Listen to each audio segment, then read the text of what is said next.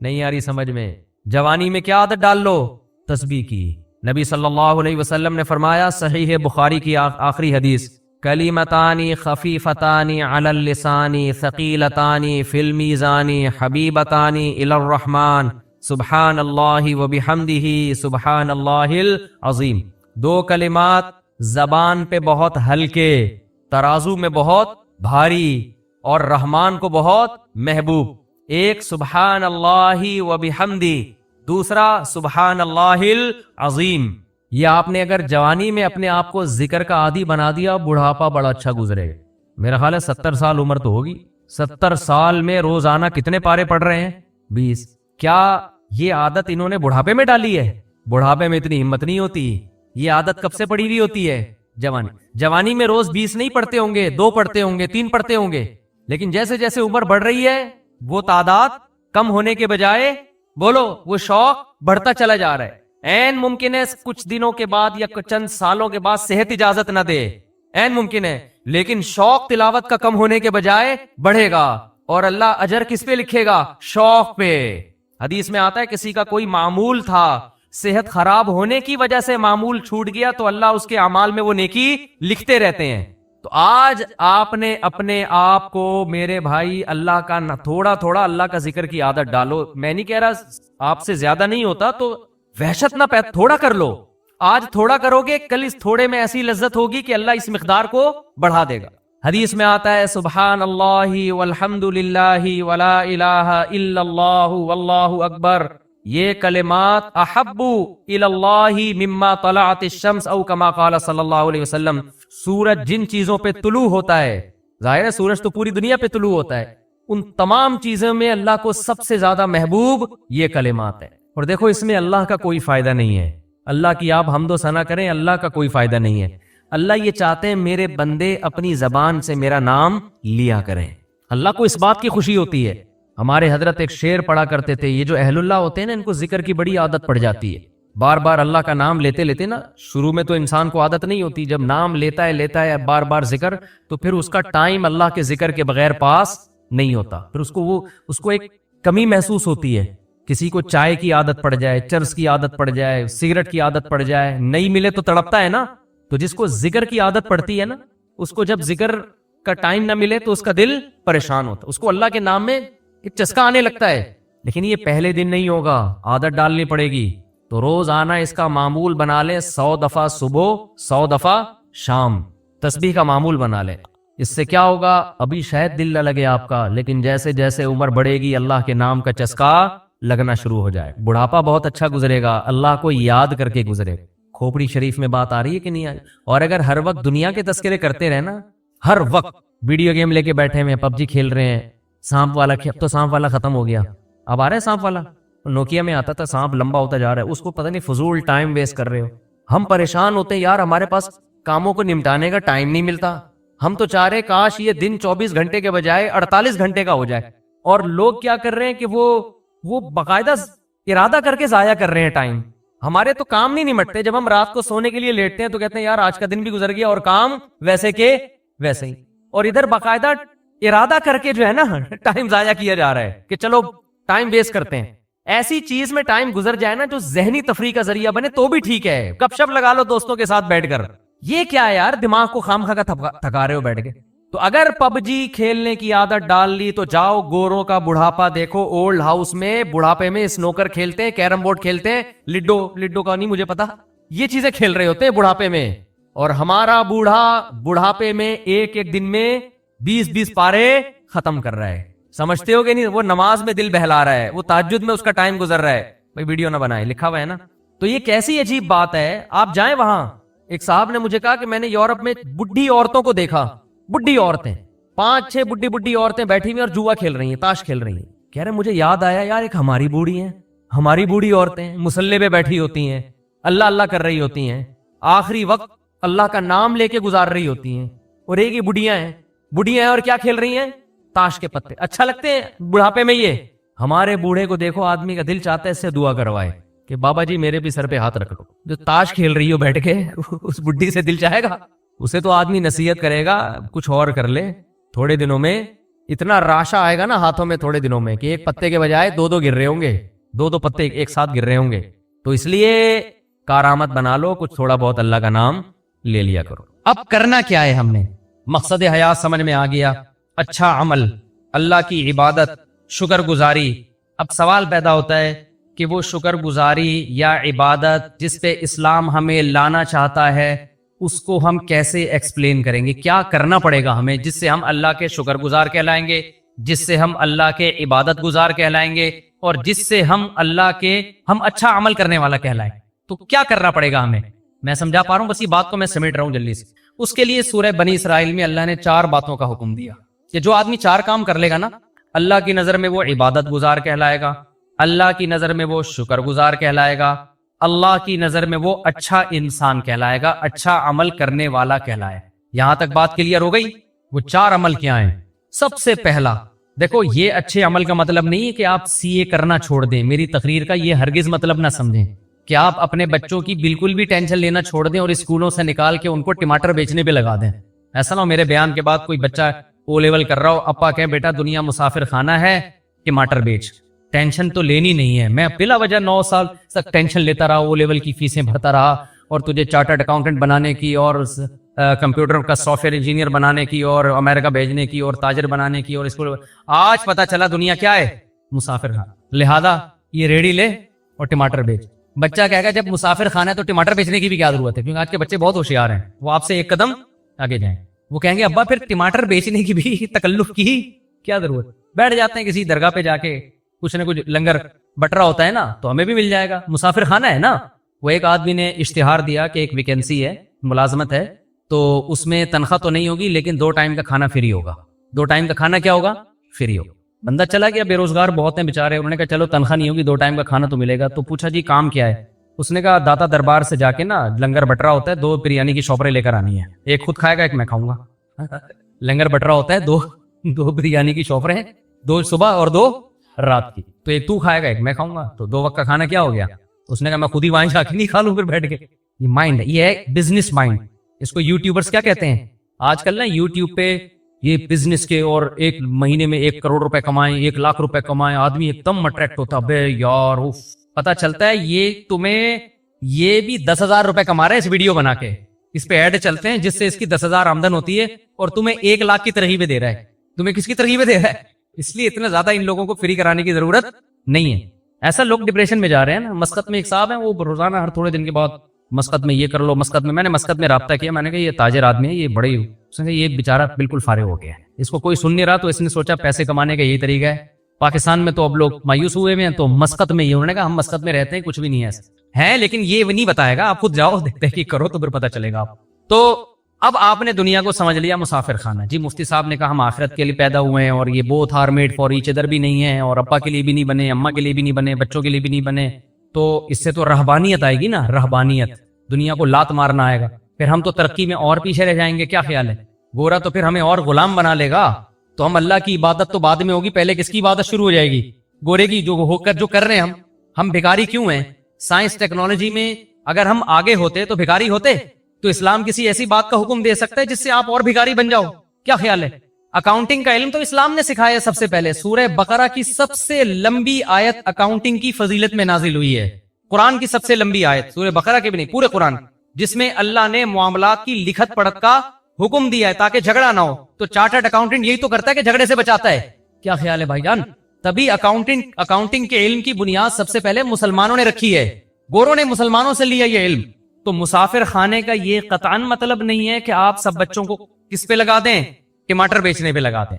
پھر مسافر خانے کا مطلب کیا ہے؟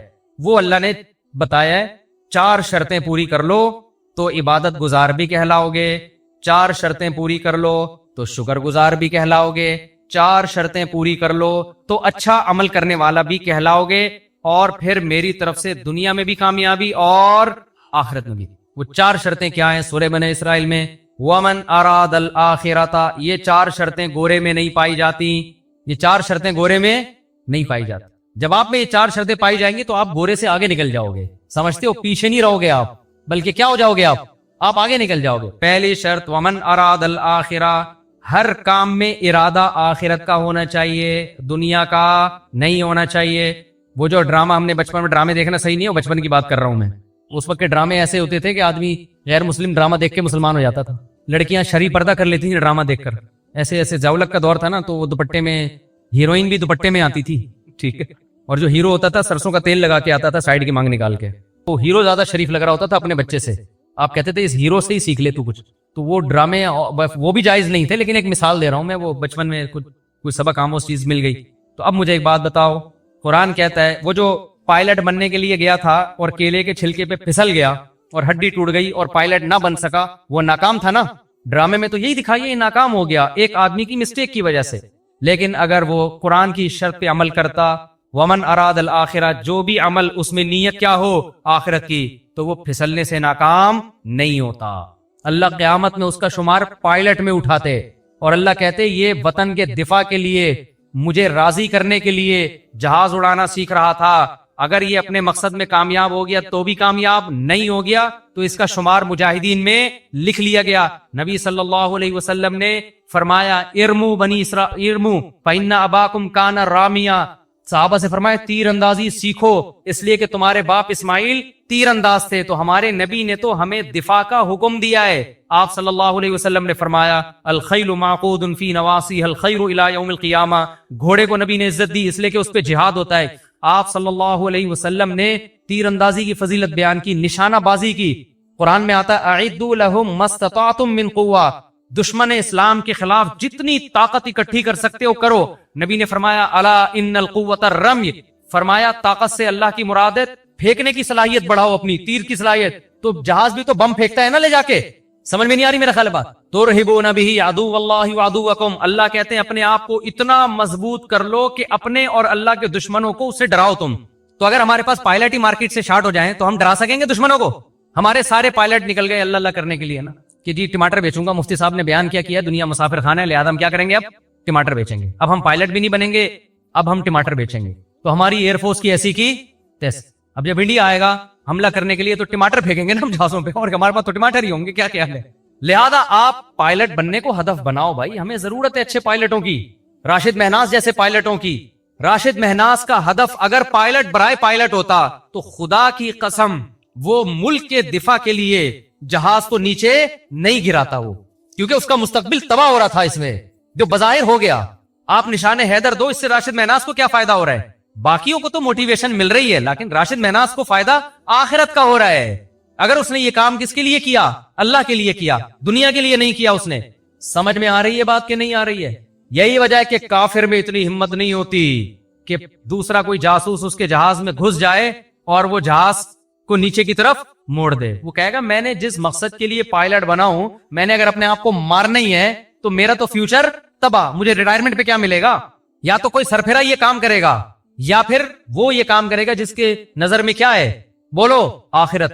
تو آپ بچوں کو پائلٹ بھی بناؤ بھائی، آپ چارٹرڈ اکاؤنٹنٹ بھی بناؤ، تاکہ دھاندلی نہ ہو ملک کے اندر، تاکہ لوگ ایک دوسرے کا مال غلط حساب و کتاب کر کے کھائیں نہیں. تو پہلی شرط اللہ نے کیا بیان کی؟ میں جلدی جلدی بات کو سمیٹتا ہوں. ومن اراد الآخرہ، جو کام بھی کرنا ہے نیت کیا کرنی ہے؟ آخرت، اور اچھے سے اچھا کرنا ہے. سوال پیدا ہوتا ہے نا، کوئی کہے گا بھائی پھر ٹماٹر بیچنے میں بھی تو آخرت کی نیت ہو سکتی ہے. یقیناً ہو سکتی ہے. نبی نے فرمایا ایماندار تاجر قیامت کے دن پیغمبروں کے ساتھ. اگر کوئی ٹماٹر بیچ رہا ہے اس نیت کے ساتھ کہ میں لوگوں کے سامنے بھیک نہ پھیلاؤں، تو اللہ کی قسم ٹماٹر بیچنے کا بھی اس کو ثواب بولو ملے گا. نیت کیا ہے؟ آخرت. پھر وہ دو نمبری نہیں کرے گا ٹماٹر بیچنے میں. پھر وہ ایسا نہیں ہوگا کہ ٹماٹر کی پیٹی میں اوپر اچھے اچھے اندر سڑے ہوئے، وہ یہ گڑبڑ نہیں کرے گا. لیکن پھر آپ کو موٹیویشن کیسے ملے گی؟ اس کے لیے نبی نے فرمایا المؤمن القوی خیر من المؤمن الضعیف. طاقتور مومن اللہ کو کمزور مومن سے زیادہ محبوب. تو طاقت جسمانی بھی ہو سکتی ہے، سائنس اور ٹیکنالوجی کی قوت بھی. طاقت کی ڈیفینیشن یہ ہے کہ آپ وہ کچھ کر سکتے ہو جو دوسرا نہیں کر سکتا. تو آپ جب کسی اچھی پوسٹ پہ جاتے ہو تو آپ وہ کچھ کر سکتے ہو جو ایک عام آدمی رکشہ چلانے والا اور ٹماٹر والا نہیں کر سکتا. تو آپ اس نیت سے حکومت کی لگام اپنے ہاتھ میں لینے کی کوشش کرو. آپ اس نیت سے ترقی کی کوشش کرو کہ میں پاورفل مسلمان بننا چاہتا ہوں. اور ہمارے نبی کو پاورفل مسلمان وہ کمزور اور ضعیف مسلمان سے زیادہ محبوب ہے. اور نبی نے فرمایا مجھے نہیں بلکہ کس کو محبوب ہے؟ اللہ کو زیادہ محبوب. بات آ رہی ہے سمجھ میں؟ دوسری شرط قرآن نے کیا بیان کی ہے؟ من اراد الآخرۃ وسعى لها سعیا، تو آپ جو کام بھی کر رہے ہو کس کے لیے کرنا ہے آپ نے؟ آخرت۔ دوسری کوشش وسعى، کوشش بھی کرے، صرف نیت کافی؟ آپ نے بیٹھ گئے کہ جی آخرت ملتی ہے محنت کرنے سے، کچھ اچھا یعنی طاقتور بنوں گا میں جناب بیوروکریسی میں جاؤں گا، میں اچھا تاجر بنوں گا، پیسہ کماؤں گا تاکہ مسلمان مضبوط ہوں، میں سائنس اور ٹیکنالوجی کے میدان میں ترقی کروں گا، صرف کس کے لیے؟ اللہ کے لیے۔ یا میں ٹماٹر ہی بیچوں گا، تجارت کروں گا، کس کے لیے؟ اللہ کے حکم کو پورا کرنے کے لیے۔ آخرت نیت ہے میری تاکہ صدقہ کروں، بھیک نہ مانگوں۔ اب کر نہیں رہے آپ، پڑھے ہوئے ہیں، امتحان آ رہے ہیں، پڑھے ہوئے ہیں آپ، جیسے ہمارے کراچی میں لوگ کیا کر رہے ہیں؟ پڑھے ہوئے ہیں نا، کیا خیال؟ ہل ہی نہیں رہے آپ، تو اس کا مطلب آپ نے آخرت کی نیت تو کی ہے، وسعا کا مطلب کوشش بولو نہیں کیا آپ نے، تو آپ کا شمار کامیاب لوگوں میں نہیں ہوگا۔ نیتیں کر کے پڑے رہو، ہمت نہ کرو، عمل نہ کرو، تو پھر کچھ نہیں ملنے والا۔ اس نیت پہ اجر ملتا ہے جس میں عمل کرنے کی کوشش کرو، عمل ہو نہ سکے، پھر اللہ اجر دے دیتا ہے۔ جیسے وہ پائلٹ جس نے کوشش کی، بیچارہ کیلے کے چھلکے سے پھسل گیا، اس کی نیت ہوگی تو اجر ملے گا، ورنہ نیت برائے نیت سے کچھ بھی حاصل نہیں ہوتا، عمل بھی کرنا پڑے گا۔ تیسری شرط اللہ نے بتائی، وسعى لها سعيها، کوشش بھی اخفل طریقے سے نہیں کرنی، کوشش وہ والی کرنی ہے جو اللہ نے بتائی ہے۔ آپ اللہ کو راضی کرنے کے لیے وہ کوشش کرو جو اللہ نے نہیں بتائی، اللہ نہیں مانے گا۔ آج کتنے ایکٹر ہیں، اداکار ہیں، ناچنے والی فنکارہ ہیں، ان سے پوچھا جاتا ہے کہ آپ کو یہ عزت کیسے ملی؟ کہہ رہے ہیں بس اللہ کے لیے ہم نے یعنی یہ تو اللہ کا ہم پہ بڑا فضل ہوا، ہم ڈانس کلب میں گئے، ہم نے وہاں ڈانس سیکھا اور لوگوں کو انٹرٹین کرنے کا ہم ذریعہ، ملک کی ترقی کا ہم ذریعہ بن رہے ہیں۔ اور ایکچولی یعنی نیت ہو سکتا ہے وہ بھی آخرت کی کر رہی ہو کہ لوگ خوش ہوں گے، ڈپریشن ختم ہوگی، اور جناب لوگ ایک انٹرٹین ہوں گے اور ڈپریشن سے نجات ملے گی اور خوشیاں ملیں گی لوگوں کو ہمارے ناچ گانے دیکھ کر۔ تو یہ کوشش تو ہے، ہو سکتا ہے آپ کا جذبہ بھی اچھا ہو، مگر یہ کوشش اللہ کی بتائی ہوئی نہیں ہے، بلکہ اللہ کی طرف سے اس کوشش پر کیا ہے؟ پابندی۔ آپ نے دیکھا ایک آدمی ٹینشن کا مریض ہے، آپ نے چرس کی پڑیا پکڑا دی، اس کو ذرا سٹا لگا تو بالکل ٹھیک ہو جائے گا، ٹھیک ہو بھی گیا، آپ کی نیت بھی اچھی تھی، انسانیت کی خدمت، لیکن اس سٹے پہ آپ کو ثواب بولتے کیوں نہیں ملے؟ آپ سودی بینک میں جاب کرنا شروع کر دیا آپ نے، سودی بینک میں، کہ میں اپنے جو مجھے تنخواہ ملے گی میں اپنے باپ کی خدمت کروں گا، اس کو حج پہ بھیجوں گا، عمرے پہ بھیجوں گا، نیت آپ کی اچھی ہے، ثواب 2 ٹکے کا آپ کو، کیونکہ حرام پیسوں سے باپ کی خدمت پہ ثواب نہیں ملتا۔ سمجھ رہے ہو؟ آپ نے رشوت لے کے آپ نے کہا مسجد بناؤں گا، میں نے رشوت آج شراب کباب میں اڑا دی، آج مجھے اللہ نے ہدایت دی ہے، میں ان رشوت کے پیسوں سے مسجد بناؤں گا، اللہ اس رشوت کے پیسوں سے مسجد کو قبول نہیں کرتے۔ تو کوشش وہ کرنی ہے جو اللہ نے بتائی ہے۔ ربیع الاول میں آپ نے کنٹینر لا کے روڈ بلاک کر دیا اور جھنڈیاں لگا کے آپ ناچ رہے ہیں ہمارے نبی کی جشن آمد رسول، لوگوں کی گاڑیاں پھنس رہی ہیں، لوگ آفس نہیں پہنچ پا رہے، اس کوشش پہ آپ کی نیت اچھی ہو سکتی ہے، ثواب آپ کو نہیں ملے گا، کیونکہ ہمارے نبی تو تہجد کے لیے اٹھتے تھے نا، تو اس کی کوشش کرتے تھے کہ گھر والوں کی آنکھ نہ کھلے گئی، وہ ڈسٹرب نہ ہو، سلام کرتے تھے رات کو اگر گھر میں آ رہے ہیں اتنی آہستہ سے کہ جو سو رہا ہے وہ اٹھے نہیں، جاگ رہا ہے وہ جواب دے دے۔ وہ نبی یہ کیسے برداشت کریں گے کہ میرے نام پہ پورے ملک کو آپ محرم پہ امام حسین کے نام پہ موبائل وہ سارے سگنل بند ہو جائیں، لوگ ایک ٹینشن میں آ جائیں۔ ملیشیا سے ایک تاجر آئے، ان کی میٹنگ تھی، وہ اتفاق سے محرم میں پہنچے، وہ کہہ رہے ہیں یار ہم کراچی ایئرپورٹ پہ اترے ہوئے کسی کا کسی رابطہ ہی نہیں ہو رہا، سگنل سارے کیا ہو گئے بند، کہہ رہے ہیں یار ملیشیا میں تو یہ نہیں ہوتا۔ میں نے کہا یہاں تو محرم میں الگ چیزیں پروگرام چلتے ہیں، ربیع الاول میں الگ چلتے ہیں، سفر میں الگ چلتے ہیں، ہر چیز میں ایک الگ ہی۔ نبی نے فرمایا جو راستے سے تکلیف دہ چیز نہیں اٹھاتا وہ مومن نہیں ہے، تو جو راستے میں کنٹینر پھینک کے روڈ بلاک کرتا ہے وہ کہاں سے مومن ہو گیا؟ ایک کانٹے سے تکلیف زیادہ ہوتی ہے، ایک کنٹینر سے ہوتی ہے۔ ہمارے پیغمبر نے حکم دیا، بخاری مسلم کی حدیث ہے کہ راستے میں کانٹا پڑا ہوا ہے نا، آپ گزر کے نہیں اٹھا رہے، آپ ایمان کے آخری درجے پہ بھی نہیں ہو، جو کانٹا پھینک رہا ہے وہ کیسے ہوگا؟ جو ہٹا نہیں رہا اس کو برا کہا جا رہا ہے، تو جو پھینک رہا ہے وہ کہاں سے ایمان پہ ہوگا؟ اور جو کانٹے سے بڑی چیز کنٹینر، کتنی خواتین جو پریگننٹ ہوتی ہیں جن کو ایمرجنسی ہاسپٹل میں پہنچنا ہے، وہ جلسوں میں ٹریفک میں جام، محرم کے جلسوں میں کیا ہوتا ہے، ربیع الاول کے جلسوں میں کیا ہوتا ہے؟ مذہب کے نام پہ لوگوں کو اذیت پہنچائی جاتی ہے۔ جب ان سے کہا جائے بھائی کس صحابہ نے ربیع الاول منایا، کسی تابعی نے بنایا، آج بھی حرم میں نہیں منایا جاتا، تو آپ کیوں وہ کر رہے ہو؟ کہہ رہے ہم نبی کی محبت میں کر رہے ہیں۔ آپ یقیناً محبت میں کر رہے ہو، ہم آپ کی نیت پہ شک نہیں کرتے، مگر کر وہ رہے ہو جو آپ کا نفس آپ کو کہہ رہا ہے، اللہ رسول کے بتائے ہوئے طریقے کو آپ فالو نہیں کر رہے۔ تو قرآن نے تیسری شرط بیان کی ہے، کوشش تمہاری گڑھی ہوئی نہیں ہونی چاہیے، کوشش وہ ہونی چاہیے جو میں نے بتائی ہے۔ اور آخری شرط اللہ نے بیان کی جو انتہائی اہم، وَهُوَ مُؤْمِنٌ، اللہ کہتے ہیں ایمان بھی ہونا چاہیے، توحید پرست ہونا چاہیے، مشرک کا، کافر کا کوئی نیک عمل میں قبول نہیں کروں گا۔ اللہ پہ، اس کے پیغمبروں پر، اس کی کتابوں پر ایمان ہوگا تو نیکی کا اجر ملے گا، ادروائز دنیا میں اجر ملے گا، آخرت میں اجر نہیں ملے گا۔ بات آ گئی کھوپڑی شریف، اب تو دماغ شریف کہنا چاہیے۔ تو یہ 4 شرطیں میرے بھائی پوری کر لو۔ ہم آپ کو ترقی سے منع نہیں کرتے، ہم آپ کو پڑھائی سے منع نہیں کرتے، ہم تو کہتے ہیں پڑھو۔ ہمارا تو ان پڑھ ہونا ہی دنیا کی بربادی کا بہت بڑا سبب ہے، لیکن کس کے لیے پڑھو؟ آخرت کے لیے پڑھو، محنت کرو۔ محنت 4 شرطیں آخری ریوائز کر دیتا ہوں۔ نمبر 1، ہر کام میں نیت آخرت۔ نمبر 2، کام بھی کرنا ہے، خالی نیتیں کر کے نہیں بیٹھنا۔ نمبر 3، کام اللہ رسول سے پوچھ کے کرنا ہے، علماء سے پوچھنا ہے کہ شرعن یہ جائز ہے بھی یا نہیں ہے، اگر فتویٰ ملے جائز ہے تو کرو، ورنہ نہیں کر سکتے آپ اس کو۔ نمبر 4، آپ کا ایمان بھی ہونا چاہیے اللہ پہ، اس کے رسولوں پر، اس کی کتابوں پر، ختم نبوت پہ، جو اسلام کے ضروری عقیدے ہیں جن کو ایمان مفصل، ایمان مجمل کہا جاتا ہے۔ اللہ کہتے ہیں جو ان عقیدوں کو نہیں مانے گا اس کا عمل قبول نہیں ہوگا، اس کا عمل راکھ کے ڈھیر کی طرح ہے، دیکھنے میں بہت لگتا ہے، پھونک مارو اڑ جائے گا، کیونکہ اللہ کہتے ہیں آنا میرے پاس ہے، جو مجھے مانتا ہی نہیں ہے تو اجر میں کہاں سے دوں گا اس کو۔ لوگ کہتے ہیں نیوٹن نے اتنی خدمت کی انسانیت کی تو کیا وہ بھی جہنم میں جائے گا؟ میں نے کہتا بھائی مجھے نہیں پتا وہ کہاں جائے گا، جنت میں جائے گا یا جہنم میں جائے گا، وہ تو نیوٹن آخرت میں ملے گا تو اس سے پوچھیں گے آج کل کدھر گھوم رہے ہو بھائی تم۔ لیکن ایک بات ہے کہ میں نے کہا آپ کو نیوٹن سے اتنی محبت ہے کیونکہ اس کے آپ پر احسانات ہیں، اس نے بہت سارے سائنسی عقدے حل کیے، اس کی وجہ سے بہت ساری چیزیں ایجاد ہوئیں، تو اللہ قیامت میں نیوٹن سے سوال کرے گا کہ پبلک کو تیرے احسانات کی وجہ سے تجھ سے محبت تھی، تو نے مجھے بھی یاد رکھا میرے احسانات کی وجہ سے؟ نہیں ہے بات سمجھ میں؟ اللہ تو سب سے پہلے کس کے بارے میں پوچھے گا؟ آپ کے ابا نے آپ کو فرانس 2 منٹ میں بعد پھر اذان ہوگی اور اذان کے فوراً بعد جماعت کھڑی ہو جائے گی، ٹھیک ہے نا؟ 9 بجے ہی جماعت ہوگی، بے فکر رہیں، جماعت دیر سے نہیں ہوگی۔ میں جہاں بھی بیان کے لیے جاتا ہوں نا جماعت ٹائم پہ ہی ہوتی ہے، تو 9 بجے ہی جماعت ہوگی، سنتوں کا ٹائم نہیں دیں گے۔ کیا خیال ہے؟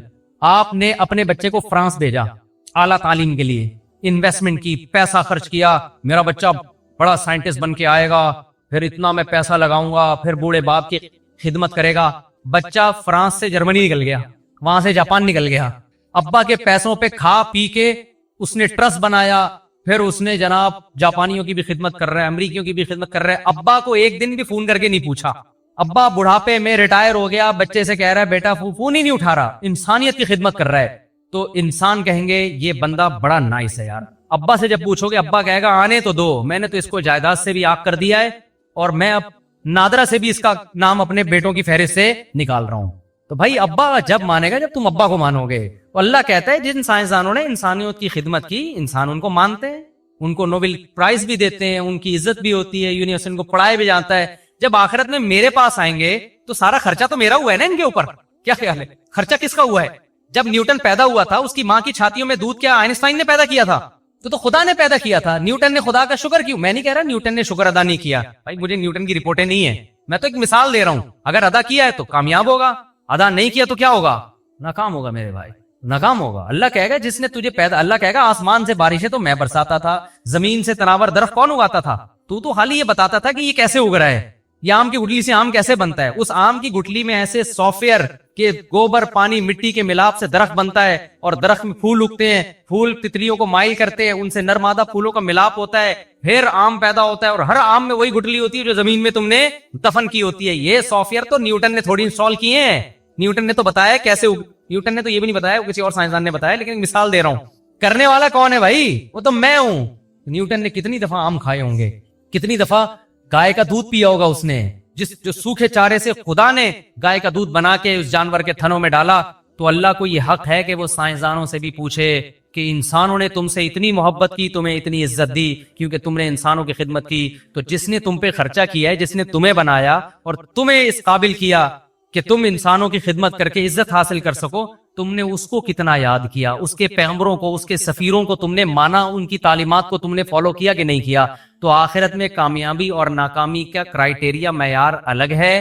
دنیا میں مائیکل جیکسن بن جاؤ گے تو کیا ہو جاؤ گے؟ کامیاب ہو جاؤ گے۔ آخرت میں نہیں ہوتے میرے بھائی۔ سمجھتا ہے کہ نہیں سمجھتا ہے؟ میرا خیال ہے اچھوں کو بھی سمجھ میں آ گیا ہوگا، لیکن ہماری مثال اس جانور کی طرح ہے۔ میں مثال نہیں دوں گا، نام نہیں لوں گا، مسجد میں بھی اور ہم لوگ مجھ سمیت سب کی انسلٹ ہوگی اس میں، کہ جس کو 100 سال کے بعد بھی نکالا جائے تو وہ ویسے کا ویسے ہی رہتا ہے جیسے 100 سال۔ بلی کی مثال دے رہا ہوں، غلط نہ سوچیں آپ۔ تو میں بھی اس میں داخل ہوں، ہم بھی سنتے بھی رہتے ہیں، کہتے بھی رہتے ہیں، لیکن ہمارا ہر آنے والا دن ہم کو خدا کے قریب کرنے کے بجائے خدا سے دور کر رہا ہے۔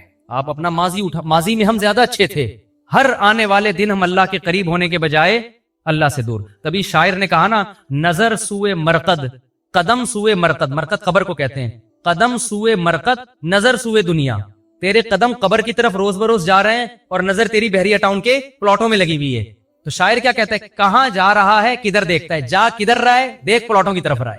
ہر آنے والا دن مجھے اور آپ کو قبر سے قریب کر رہا ہے کہ نہیں کر رہا؟ لیکن ہر آنے والے دن میں ہماری نظر میں بحریہ ٹاؤن کی ویلیو کم ہونے کے بجائے بڑھ رہی ہے. تو قبر کی جا قبر والے پلاٹ کی طرف رہے ہیں اور دیکھ کدھر رہا ہے؟ بحریہ ٹاؤن کی طرف رہا ہے. ایک دن ریاض ملک کا بھی جنازہ اٹھے گا میرے بھائی. جو اتنا بڑا مالک ہے وہ اپنے آپ کو نہیں، وہ جائے گا 6 فٹ کی قبر میں. راحت اندوری نے کہا تھا نا کہ 2 گز صحیح لیکن میری ملکیت تو ہے. اے موت تو نے مجھے زمیندار کر دیا. اصل زمینداری ہمیں قبر میں ملتی ہے، وہ ہمارا اپنا پلاٹ ہوتا ہے. آج کل تو وہ بھی نہیں ہے. تھوڑے دنوں میں گورکن ماں سے بھی نکال کے نا شاپر میں ہڈیاں ڈال کے پتہ نہیں کوؤں کو کھلا دیتا ہے، دوسرا مردہ دفناتا ہے اس میں.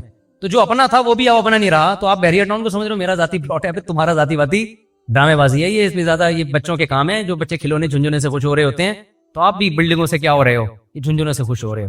تو یہ خوش نہ ہو، کیونکہ یہ خوشی آپ کو ڈپریشن میں لے کے جائے گی. اللہ سمجھنے کی عمل کی توفیق عطا فرمائے، اور سب سے پہلے مجھے اور آپ